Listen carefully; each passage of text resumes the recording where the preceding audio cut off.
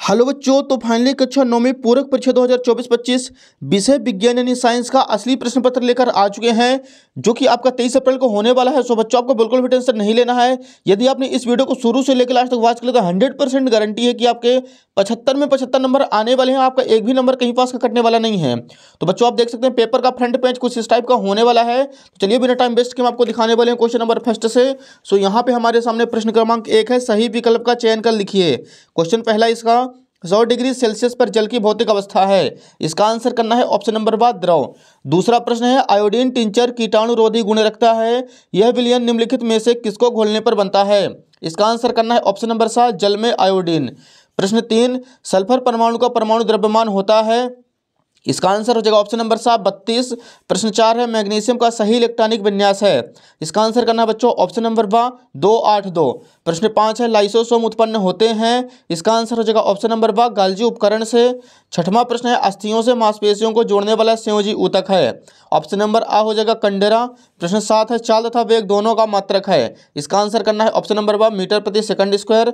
Last question 8वां है, प्रत्येक वस्तु अपनी अवस्था या स्थिति में परिवर्तन नहीं चाहती है, वरन ऐसे किसी भी परिवर्तन के प्रयास का विरोध करती है। वस्तु के इस गुण को कहते हैं। तो इसका आंसर हो जाएगा ऑप्शन नंबर आ जड़त्व। तो बच्चों, यहाँ पे पहला प्रश्न अपना कंप्लीट हो चुका है। यहाँ पे देखिए, जो बच्चे इंग्लिश मीडियम से हैं तो इंग्लिश मीडियम से भी अपना क्वेश्चन पेपर है। यहाँ पे हमारे सामने प्रश्न क्रमांक 2 है, रिक्त स्थान भरिए। पहला प्रश्न है, ऊर्ध्वपातन प्रक्रम में गैसीय पदार्थ सीधे ठोस अवस्था में आ जाता है। प्रश्न 2 है, अवोगाद्रो स्थिरांक 6.022 × 10⁻23 होता है। प्रश्न 3 है, अल्फा कणों का प्रकीर्णन प्रयोग द्वारा परमाणु के नाभिक की खोज संभव हुई है। चौथा प्रश्न है, प्लास्टिड 2 प्रकार के क्रोमोप्लास्ट और ल्यूकोप्लास्ट प्रकार के पाए जाते हैं। पांचवा प्रश्न है, आहार नली में चिकनी मांसपेशियां पाई जाती हैं। छठवां क्वेश्चन है, विस्थापन प्रारंभिक बिंदु और अंतिम बिंदु के बीच की न्यूनतम दूरी को कहते हैं। लास्ट क्वेश्चन हो जाएगा सातवां, कार्य करने की क्षमता को ऊर्जा कहते हैं।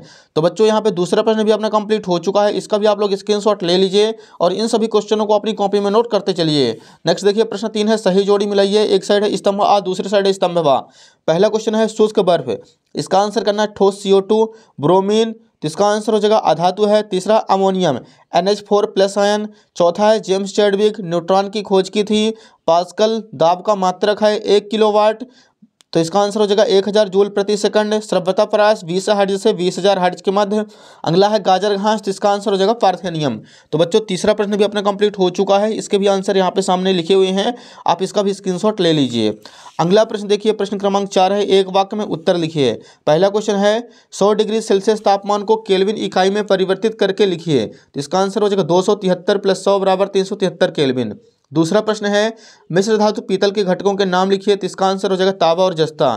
तीसरा प्रश्न है, 2 कोष अंगों के नाम लिखिए जिनका अपना DNA होता है। तो माइटोकॉन्ड्रिया और प्लास्टिड। चौथा प्रश्न है, नारियल के रेशे युक्त छिलके किस ऊतक के बने होते हैं? तो इसका आंसर करना है स्क्लेरेनाइका ऊतक। पांचवा प्रश्न है, बल का मात्रक क्या है? इसका आंसर करना है न्यूटन।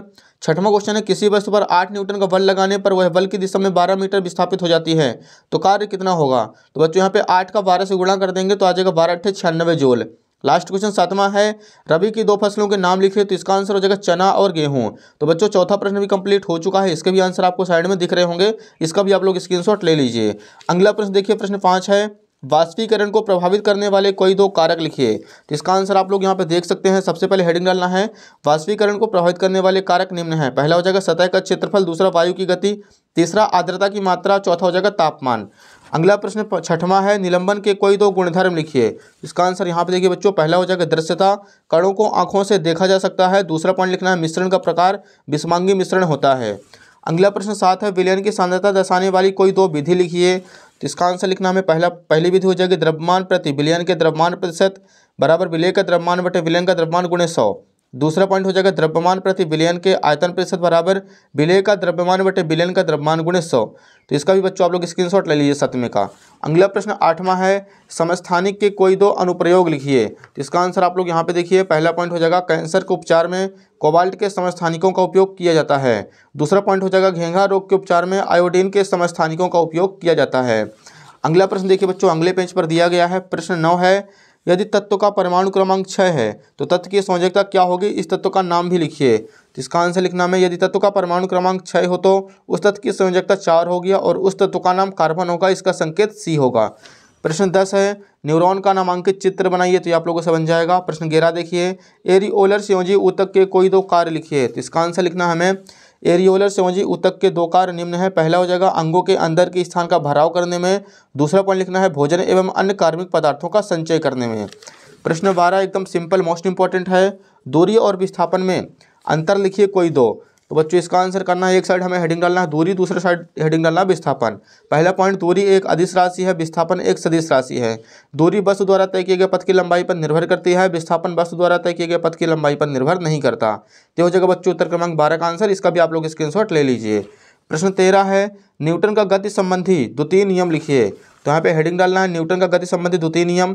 किसी वस्तु के संवेग में परिवर्तन की दर उस पर आरोपित बल के अनुक्रमानुपाती होती है और यह परिवर्तन आरोपित बल की ही दिशा में होता है। तो ये हो जाएगा बच्चों उत्तर क्रमांक 13 का आंसर, इसका भी आप लोग स्क्रीनशॉट ले लीजिए।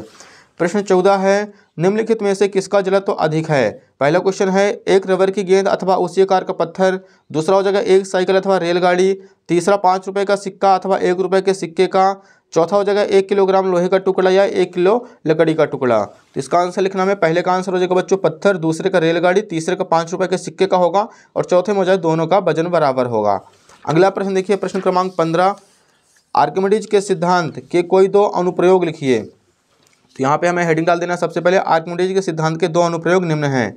पहला हो जाएगा जलयानों एवं पनडुब्बियों की डिजाइन बनाने में काम आता है। दूसरा पॉइंट लिखना है दुग्धमापी जो दूध के किसी नमूने की शुद्धता की जांच करने के लिए प्रयुक्त किया जाता है।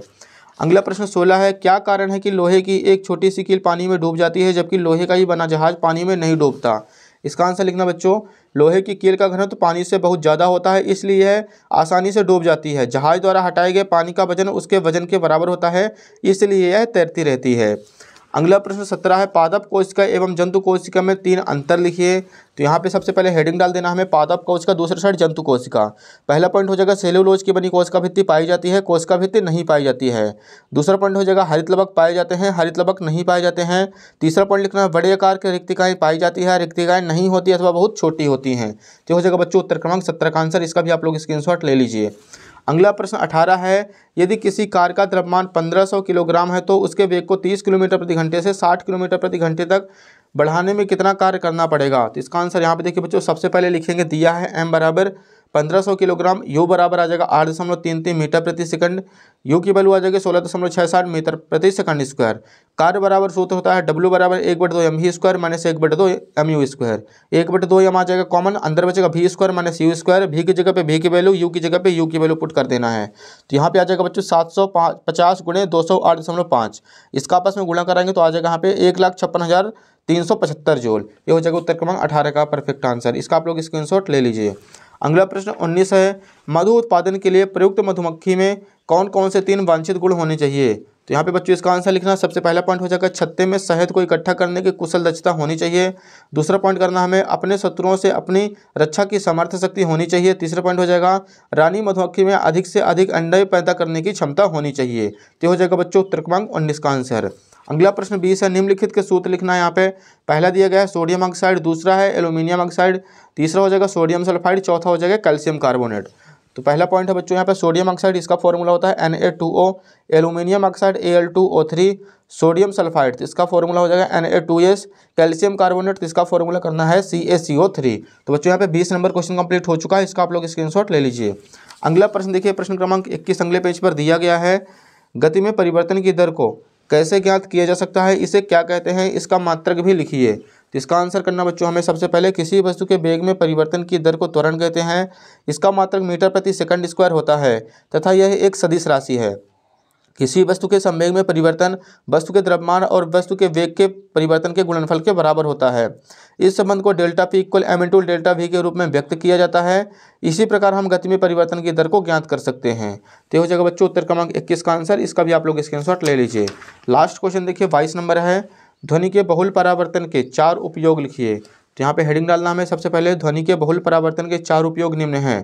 पहला पॉइंट हो जाएगा पराध्वनि संसूचक एक ऐसा यंत्र है जो पराध्वनि तरंगों का उपयोग करके मानव शरीर के आंतरिक अंगों का प्रतिबिंब प्राप्त करने के लिए काम में आता है। दूसरा पॉइंट करना है कई वाद्य यंत्रों में इसका उपयोग किया जाता है। तीसरा पॉइंट हो जाएगा बच्चों मेगाफोन, स्टेथोस्कोप आदि में इसका उपयोग किया जाता है। चौथा पॉइंट करना हमें, ध्वनि को बढ़ाने और ध्वनि को एक विशेष दिशा में केंद्रित करने के लिए इसका उपयोग किया जाता है। तो हो जाएगा बच्चों उत्तर क्रमांक 22 का आंसर। इसका आप लोग स्क्रीनशॉट ले लीजिए। तो बच्चों उम्मीद है कि आपको वीडियो पसंद आई। वीडियो को लाइक कीजिए, चैनल को सब्सक्राइब कर दिए, वीडियो को ज़्यादा से ज़्यादा बच्चों के बीच शेयर कर दिए। और इसके अलावा आपको जिस भी सब्जेक्ट का क्वेश्चन पेपर चाहिए सप्लीमेंट्री एग्जाम का, आप कमेंट बॉक्स में कमेंट कर दिए, आपको असली सप्लीमेंट्री क्वेश्चन पेपर प्रोवाइड करवा दिया जाएगा।